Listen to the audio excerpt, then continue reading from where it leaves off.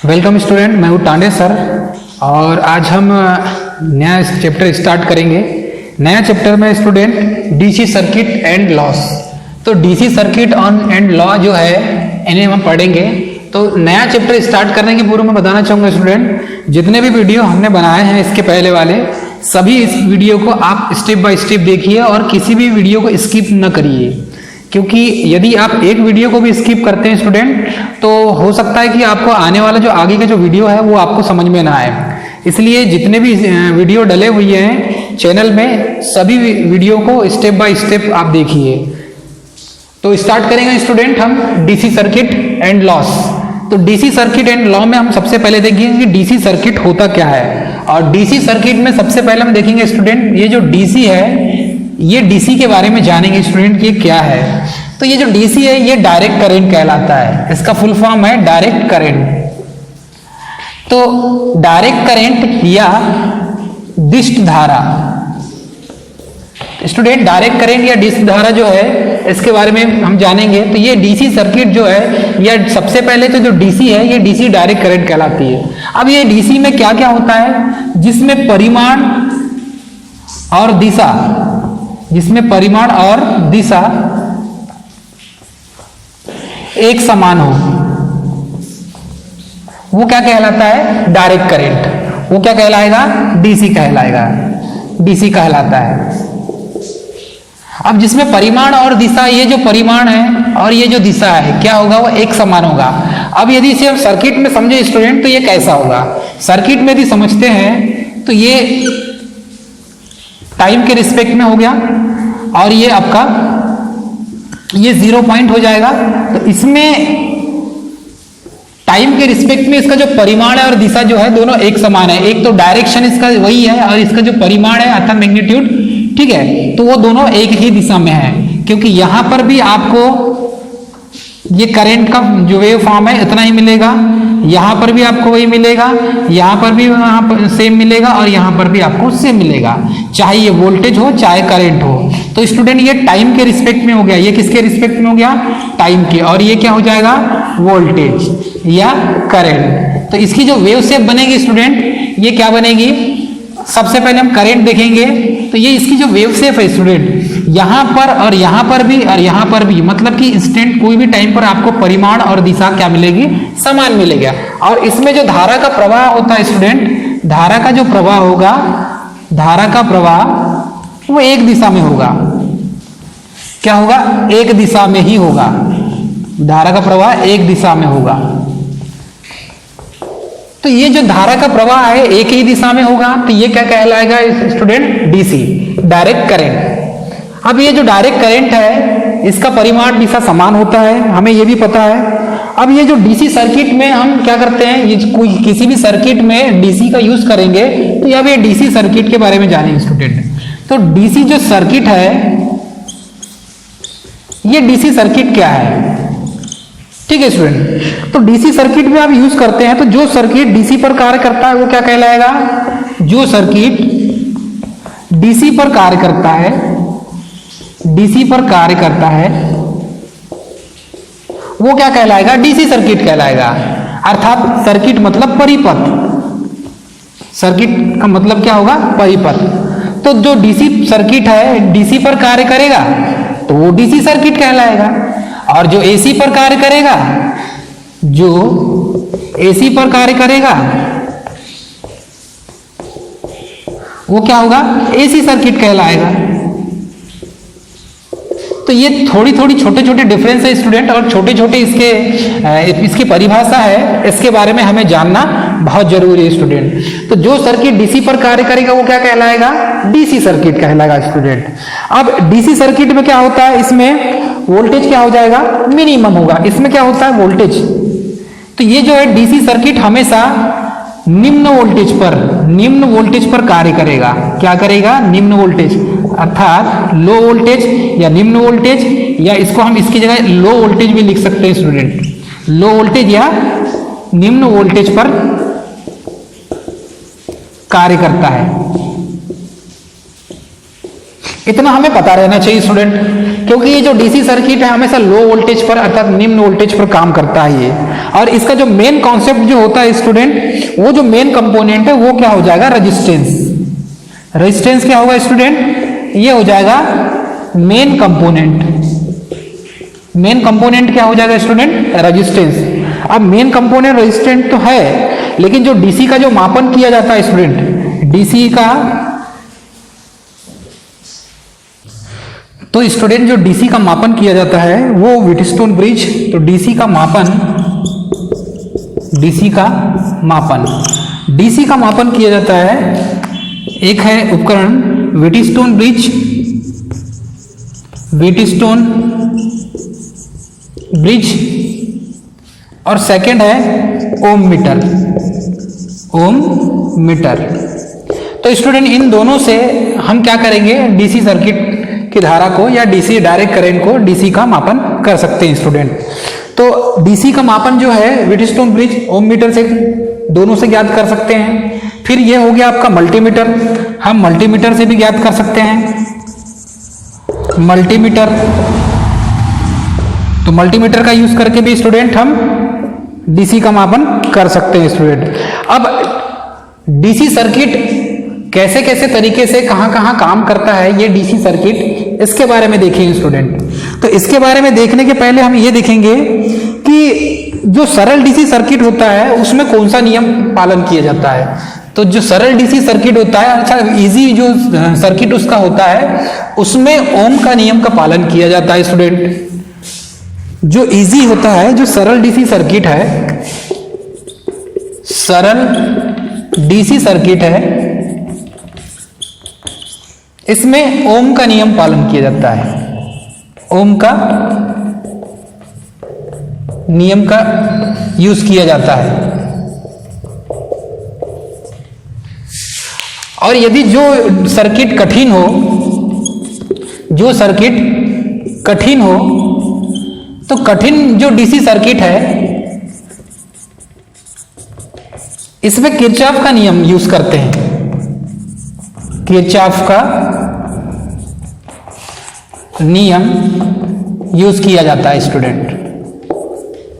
कहने का मतलब यह है जो सर्किट इजी होगी या सरल होगी, जिसमें ज्यादा कंपोनेंट लगे ना हो, सर्किट ज्यादा कॉम्प्लिकेटेड ना हो, तो ऐसे इजी जो होंगे सर्किट डायग्राम, वो सर्किट में हम ओम के नियम का पालन होगा स्टूडेंट, या ओम का नियम क्या करेंगे, ओम के नियम से हम उसको यूज करेंगे। अर्थात ओम के नियम का यूज करके हम क्या करेंगे, उसके सर्किट की करंट वोल्टेज निकाल सकते हैं। कहने का मतलब यह है स्टूडेंट, जो कठिन डीसी सर्किट है इसका जो विश्लेषण होगा, ये विश्लेषण कौन करेगा, तो इसका जो एनालिसिस करेंगे, विश्लेषण करेंगे हम, ये किरचॉफ के नियम से करेंगे स्टूडेंट। अर्थात किरचॉफ का नियम यूज करके हम क्या करेंगे, कठिन जो डीसी सर्किट होगा उसका एनालिसिस करेंगे, और जो इजी होगा, इजी जो डीसी सर्किट है उसमें ओम के नियम के द्वारा उसका एनालिसिस करेंगे। चाहे उसमें करंट निकालना हो, चाहे उसमें वोल्टेज निकालना हो, चाहे उसमें रेजिस्टेंस निकालना हो, रेजिस्टेंस ड्रॉप कितना है ये निकालना हो, तो हम क्या करेंगे, कठिन डीसी सर्किट में उसका एनालिसिस करने के लिए किरचॉफ के नियम का यूज करेंगे स्टूडेंट। वैसे ही सरल के लिए ओम के नियम का यूज कर सकते हैं। और आगे जब देखेंगे हम कि इलेक्ट्रिक सर्किट होता क्या है, तो इलेक्ट्रिक सर्किट के बारे में हम जानेंगे स्टूडेंट। इलेक्ट्रिक सर्किट अलग अलग टाइप के होते हैं, तो अलग अलग टाइप के इलेक्ट्रिक सर्किट के बारे में हम देखेंगे। तो इलेक्ट्रिक सर्किट क्या होता है, विद्युत धारा प्रवाह के लिए तैयार किया गया मार्ग। इलेक्ट्रिक सर्किट क्या होता है, इलेक्ट्रिक सर्किट। तो ये सीकेटी यदि लिख दिया तो समझ जाना चाहिए कि ये सर्किट है। तो इलेक्ट्रिक सर्किट होता क्या स्टूडेंट, विद्युत धारा प्रवाह के लिए मार्ग तैयार करना, विद्युत धारा के प्रवाह के लिए मार्ग तैयार करना क्या कहलाता है, इलेक्ट्रिक सर्किट कहलाता है। तो विद्युत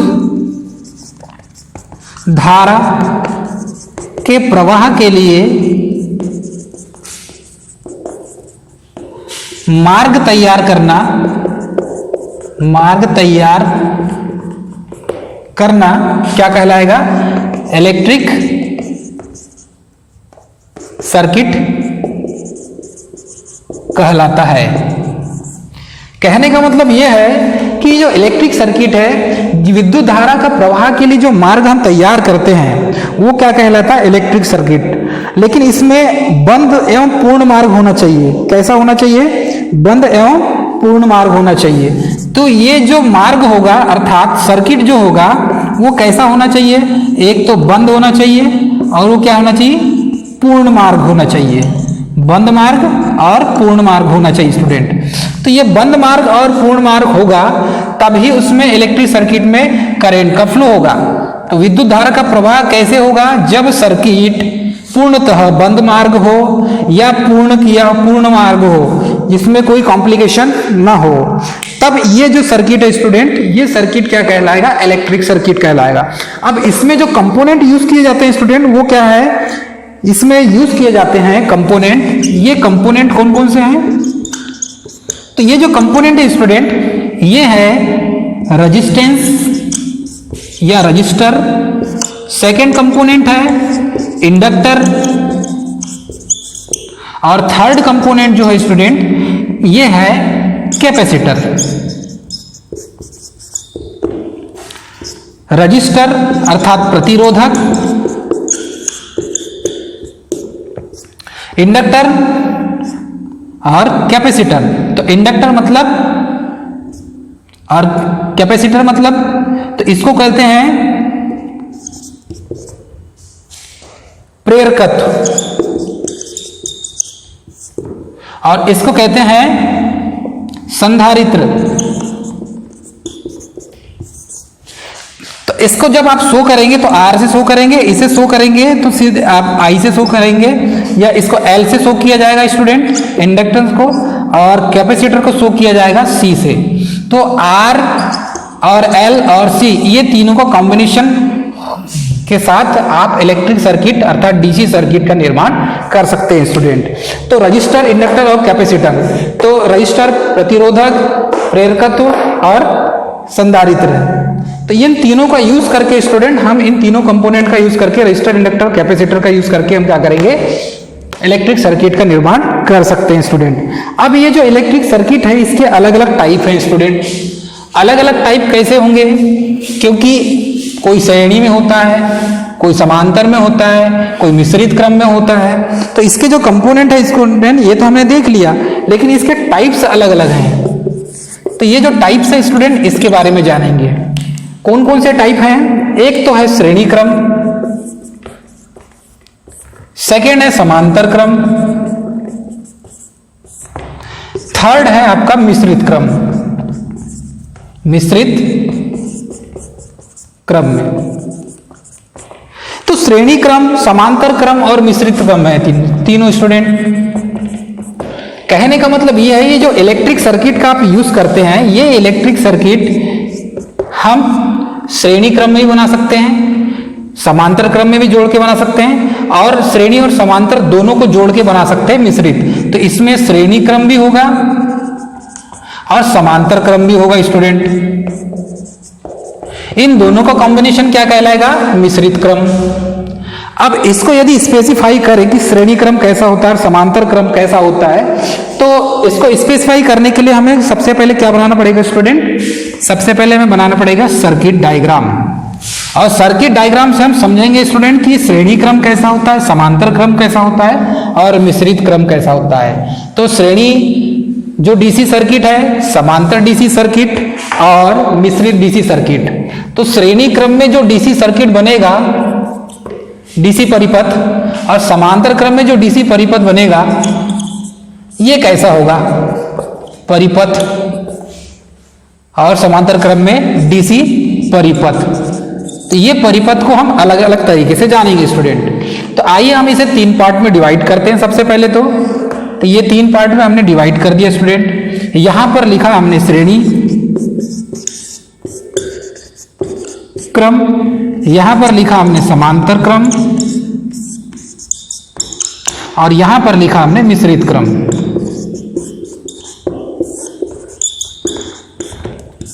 कहने का मतलब यह है कि ये श्रेणी क्रम में डीसी सर्किट, सेकेंड है समांतर क्रम में डीसी सर्किट, और थर्ड है मिश्रित क्रम में डीसी सर्किट। तो ये तीनों सर्किट को हम स्टूडेंट हम स्पेसिफाई करेंगे। तो सबसे पहले ये देखेंगे हम कि ये जो रेजिस्टेंस है श्रेणी क्रम में लगाना पड़ेगा। हमने कंपोनेंट कौन कौन से देखा है, यहाँ पर 3 कंपोनेंट की बात किए थे और तीनों कंपोनेंट क्या है, एक तो रजिस्टर है, दूसरा है कैपेसिटर और थर्ड है इंडक्टर। तो ये तीनों कंपोनेंट हमें क्या करेंगे सर, डीसी सर्किट में लगाएंगे। तो ये 3 कंपोनेंट के कॉम्बिनेशन से क्या बनेगा, डीसी सर्किट बनेगा स्टूडेंट। तो सबसे पहले ये डीसी सर्किट बनाने के लिए हमने ये 2 पॉइंट लिया स्टूडेंट और इसके बाद यहां पर एक रजिस्टर लगाया, उसके बाद यहां पर एक रजिस्टर लगाया हमने और उसके बाद यहां पर एक रजिस्टर लगा दिया स्टूडेंट। चलो नीचे एक रजिस्टर लगा देते हैं, तो यहां पर एक रजिस्टर लगा दिया स्टूडेंट। ये सर्किट आपका तैयार हो गया। अब यहां पर हम वोल्टेज अप्लाई करेंगे, तो ये R1 एक रेजिस्टेंस हो गया, ये R2 और ये R3 हो गया स्टूडेंट। यहां पर हम क्या करेंगे, वोल्टेज अप्लाई करेंगे और वोल्टेज अप्लाई करने के लिए हमें क्या करना पड़ेगा, वोल्टेज सोर्स लगाना पड़ेगा। तो वोल्टेज सोर्स यहां दे रहे हैं हम डीसी, और डीसी के लिए हमें क्या करना पड़ेगा स्टूडेंट, देखिए ये डीसी का सिंबल हो गया, ठीक। यहां से हमने क्या दिए, डीसी दिए, तो ये माइनस और ये प्लस, ये हो गया वोल्टेज सोर्स Vs, अर्थात ये क्या हो जाएगा, वोल्टेज सोर्स, और वो भी क्या होगा, डीसी वोल्टेज सोर्स। ये बैटरी हमने यहां पर कनेक्ट कर दिया, डीसी वोल्टेज सोर्स क्या है, बैटरी। अब स्टूडेंट जब यहां से धारा प्रवाहित होगी तो यहां से धारा इस टाइप से प्रवाहित होगी, R1 से होते हुए R2 में जाएगा, R2 से होते हुए फिर R3 ये रेजिस्टेंस में जाएगा। तो ये R1 क्या है, ये रजिस्टर है, रेजिस्टेंस, ये भी रेजिस्टेंस है और ये भी क्या है, रेजिस्टेंस है। इस तरीके से जब बैटरी का जो निगेटिव टर्मिनल है वो रजिस्टर के साथ श्रेणी में जुड़ा होगा, अर्थात इसका जो सिरा है, इसका प्रथम सिरा तो इसका अंतिम सिरा, ठीक है। कहने का मतलब यदि मैं यहां पर एक बना दूं ये पॉइंट, तो ये पॉइंट को कैसा हो, हम समझ सकते हैं कि ये दोनों पॉइंट है, समझिए। इसका प्रथम सिरा ये हो गया तो अंतिम सिरा क्या हो जाएगा, ये हो जाएगा। ये क्या हो गया, प्रथम सिरा, और ये हो जाएगा इसका अंतिम सिरा, और ये क्या हो जाएगा, इसका प्रथम सिरा, और इसके लिए क्या हो जाएगा, अंतिम सिरा। तो देखिए स्टूडेंट, हमने क्या किया, प्रथम प्रतिरोध के मतलब प्रथम रेजिस्टेंस का जो है अंतिम सिरे से हमने क्या जोड़ दिया, प्रथम सिरा किसका, रेजिस्टेंस R2 का। रेजिस्टेंस R1 का जो अंतिम सिरा होगा वो रेजिस्टेंस R2 के प्रथम सिरे से जुड़ जाएगा, अर्थात श्रेणी में हो जाएगा। ये जब ये ऐसा जुड़ जाएगा स्टूडेंट, ऐसा ही हमें क्या करना है, R2 को भी जोड़ना है इसके अंतिम सिरे से, और R1 का प्रथम सिरा जुड़ जाएगा इसमें। उसके बाद ये जो R3 का जो अंतिम सिरा हो जाएगा स्टूडेंट, इससे वोल्टेज सोर्स अर्थात बैटरी का पॉजिटिव टर्मिनल जुड़ जाएगा। तो ये माइनस चिन्ह और ये प्लस चिन्ह हो जाएगा स्टूडेंट। तो ये जो जिस क्रम में तीनों रेजिस्टेंस जुड़े हैं, कौन कौन से जुड़े हैं, R1, R2 और R3, तो ये क्रम कौन सा हो जाएगा स्टूडेंट, श्रेणी क्रम हो जाएगा। और श्रेणी क्रम में जो रेजिस्टेंस जब आपस में जुड़ते हैं तो वो कैसे होते हैं, उनका फार्मूला कैसा बनता है, इसका टोटल RT बराबर R1 plus R2 plus R3, ये इसका फार्मूला हो जाएगा श्रेणी क्रम का स्टूडेंट। वैसे ही हम देखेंगे समांतर क्रम में। अब समांतर क्रम में हमें क्या करना पड़ेगा, तीनों कंपोनेंट को जोड़ना है। तो सबसे पहले रजिस्टर को देखेंगे स्टूडेंट। अभी हम किसकी बात कर रहे हैं, रजिस्टर की बात कर रहे हैं। अब रजिस्टर को यहां पर हमें ऐड करना है, तो ये हमने बना दिया 3, 2 सबसे पहले रेजिस्टेंस को पैरेलल में जोड़ना है। ये एक रजिस्टर हो गया और ये दूसरा रजिस्टर हो गया स्टूडेंट। अब इसे क्या करेंगे, वोल्टेज सोर्स से जोड़ देंगे, तो वोल्टेज सोर्स क्या हो जाएगा, हमारी बैटरी हो जाएगी। तो ये बैटरी का वोल्टेज सोर्स ये हमने कनेक्ट कर दिया स्टूडेंट। ये क्या है, बैटरी है, इसे Vs भी लिखते हैं वोल्टेज सोर्स। ये माइनस चिन्ह, ये प्लस चिन्ह हो गया स्टूडेंट। अब इसमें क्या हो जाएगा, एक देखेंगे हम कि यहां पर हमने 3 रेजिस्टेंस जोड़ा था, यहां पर भी चलिए 3 रेजिस्टेंस जोड़ देते हैं, एक रजिस्टर एक और यहां पर जोड़ देते हैं, तो ये हो जाएगा R1 रजिस्टर, ये R2 रजिस्टर और ये R3 रजिस्टर हो जाएगा। 3 रेजिस्टेंस को हमने समांतर क्रम में जोड़ दिए, अर्थात पैरेलल में जोड़ दिए। समांतर क्रम मतलब पैरेलल में जोड़ना, पैरेलल, और श्रेणी मतलब सीरीज में जोड़ना। तो इसको पैरेलल में हमने जोड़ दिया स्टूडेंट। अब ये जो बैटरी सोर्स है, ये बैटरी सोर्स यहां से धारा होते हुए R1 से होते हुए कहां पर आ जाएगा, पॉजिटिव साइड हो जाएगा। फिर यहां पर धारा ऐसी फ्लो होते हुए R2 से होते हुए कहां पर आएगा, सीधे पॉजिटिव टर्मिनल पर। वैसे ही R3 से भी धारा प्रवाहित होगी और ये धारा प्रवाहित होते कहां पर पहुंचेगी, सीधे आपके पॉजिटिव टर्मिनल पर, मतलब बैटरी सोर्स पर पहुंचेगी। तो इसमें जो धारा प्रवाहित होगी, यहां पर I1 धारा, यहां पर I2 धारा, यहां पर I3 धारा प्रवाहित होगी स्टूडेंट।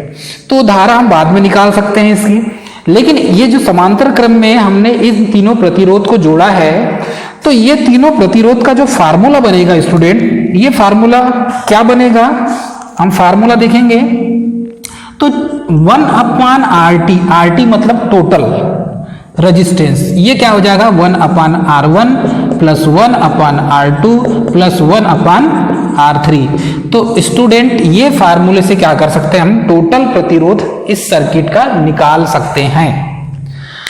अब ये जो है मिश्रित क्रम स्टूडेंट, इसमें हमको सीरीज क्रम में मतलब श्रेणी क्रम में और पैरेलल में मतलब समांतर क्रम में, सीरीज और पैरेलल में दोनों को हमें क्या करना पड़ेगा स्टूडेंट, हमें यहां पर जोड़ना पड़ेगा। इसमें अलग अलग ब्रांच बने, 1 2 3 ब्रांच बना स्टूडेंट, और तीनों ब्रांच की टोटल फिर अपन रेजिस्टेंस निकाल सकते हैं। एक एक ब्रांच के रेजिस्टेंस से तीनों ब्रांच का रेजिस्टेंस हम निकाल सकते हैं स्टूडेंट। मिश्रित क्रम में क्या होता है, इसमें देखेंगे स्टूडेंट कंपाउंड, ये क्या कहलाता है, कंपाउंड। और ये कंपाउंड जो सीक्वेंस है मिश्रित क्रम, इसमें देखेंगे जब भी सर्किट बनाएंगे स्टूडेंट हम, तो यहां पर 2 रेजिस्टेंस और पैरेलल में 2 रेजिस्टेंस, सीरीज में 2 रेजिस्टेंस स्टूडेंट और पैरेलल में 2 रेजिस्टेंस हम लगाएंगे। तो ये 2 रेजिस्टेंस हमने लगा दिया और इसके साथ हमने यहां पर क्या कर दिया स्टूडेंट, वोल्टेज सोर्स अर्थात बैटरी का टर्मिनल यहां पर जोड़ देंगे स्टूडेंट हम। ये हो गया आपका वोल्टेज सोर्स अर्थात बैटरी, इसको कनेक्ट कर दिया स्टूडेंट हमने, ये नेगेटिव और ये पॉजिटिव टर्मिनल। ये हो गया आपके लिए R1 R2 R3 और R4। तो ये दोनों हो गए स्टूडेंट, ये दोनों कंपोनेंट किस में हो गए, ये दोनों कंपोनेंट हो गए सीरीज में, और ये दोनों कंपोनेंट, ये दोनों रेजिस्टेंस जो लगा है ये किस में हो गए स्टूडेंट, पैरेलल में अर्थात समांतर में स्टूडेंट, और ये किस में हो गए, श्रेणी में। तो श्रेणी और समांतर का कॉम्बिनेशन क्या कहलाता है, मिश्रित क्रम कहलाता है स्टूडेंट। तो इसमें क्या बन जाएगा, अब ये पॉजिटिव निगेटिव और ये पॉजिटिव टर्मिनल, तो इसमें 2 लूप बनेंगे स्टूडेंट। 2 लूप कैसे बनेंगे, एक लूप तो ये बनेगा और ये दूसरा बनेगा, तो इसमें I1 करंट फ्लो होगी और इसमें I2 करंट फ्लो होगी स्टूडेंट। तो इस तरीके से हम क्या कर सकते हैं, कंपाउंड मतलब मिश्रित क्रम को हम बना सकते हैं स्टूडेंट।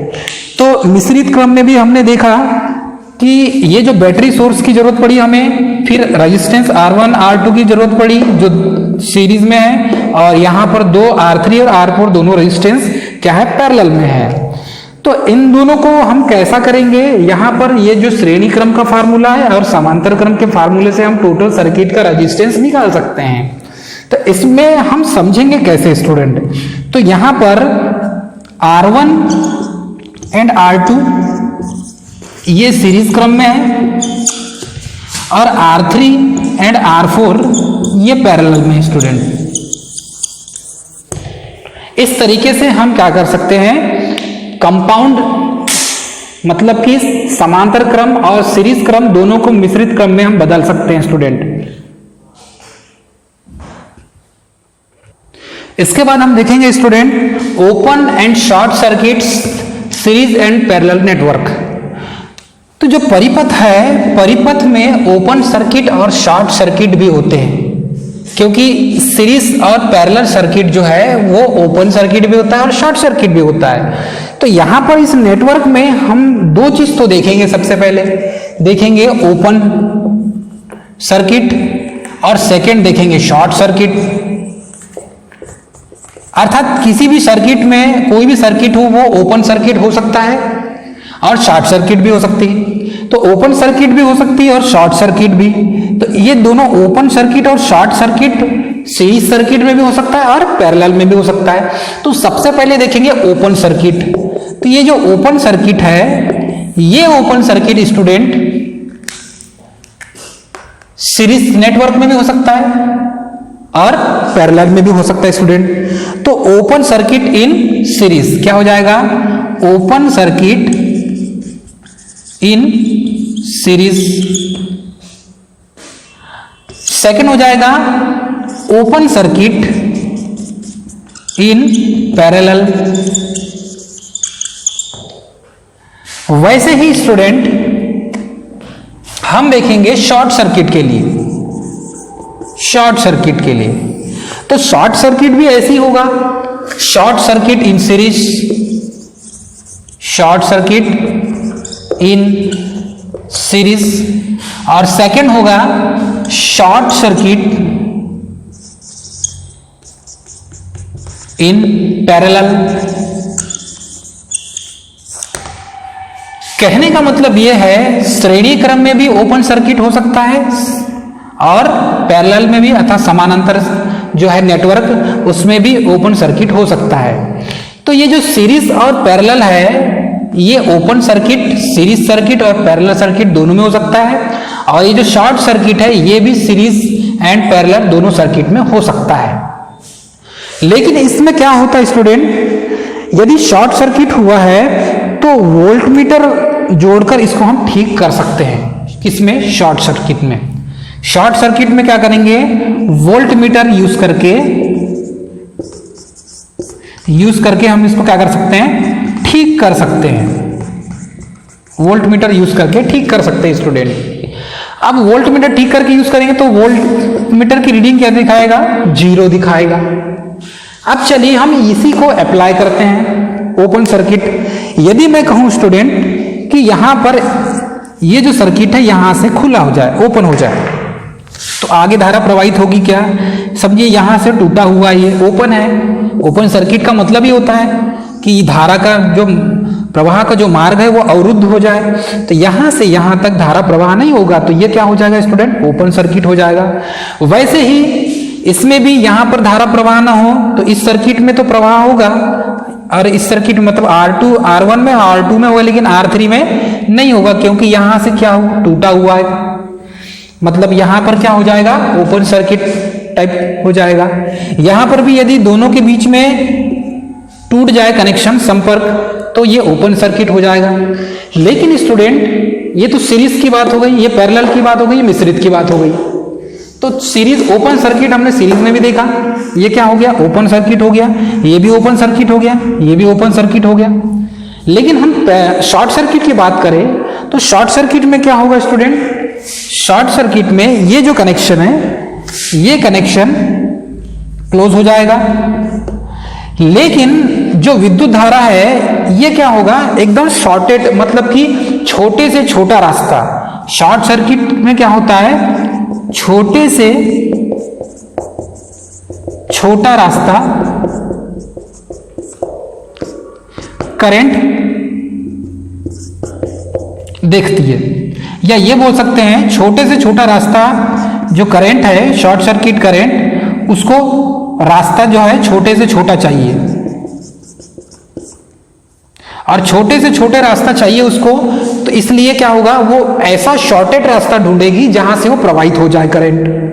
तो यदि यहां पर शॉर्ट सर्किट हो जाए स्टूडेंट, जैसे यहीं से निकला और यहीं पर इस R1 में ना जाते हुए, आगे ना बढ़ते हुए, यहीं पर क्या हो जाए? शॉर्ट सर्किट हो जाए। कहने का मतलब यहां पर शॉर्ट सर्किट हो जाए स्टूडेंट, यहीं से यहां पर शॉर्ट सर्किट हो जाए। तो ये शॉर्ट सर्किट इन पैरेलल हो जाएगा। वैसे ही यहां से धारा प्रवाहित होकर सीधे यहीं पर आके शॉर्ट सर्किट हो जाए। ठीक है स्टूडेंट, मतलब इससे धारा प्रवाह नहीं होकर यहीं पर शॉर्ट सर्किट हो जाए, या यहां नहीं हुआ तो यहीं पर शॉर्ट सर्किट हो जाए स्टूडेंट, दोनों के बीच में, तो ये सीरीज का हो जाएगा। ठीक है, या यहां पर से यहां पर जो है धारा का प्रवाह इस रेजिस्टेंस में ना फ्लो होते हुए, R1 में ना फ्लो होते हुए सीधे डायरेक्ट करंट सप्लाई यहां पर पहुंच जाए, तो क्या हो जाएगा, ये शॉर्ट सर्किट हो जाएगा। वैसे ही यहां पर इसको आगे मैं बढ़ा दूं और इसे भी आगे बढ़ा दूं स्टूडेंट, और ये दोनों यहां पर जाके लास्ट छोर शॉर्ट सर्किट हो जाए, तो ये क्या कहलाएंगे, मिश्रित, मतलब कि शॉर्ट सर्किट कहलाएगा। और इस शॉर्ट सर्किट में जो वैल्यू हो जाएगी इसकी 0 हो जाएगी स्टूडेंट। तो इस तरीके से हम इसे समझ सकते हैं।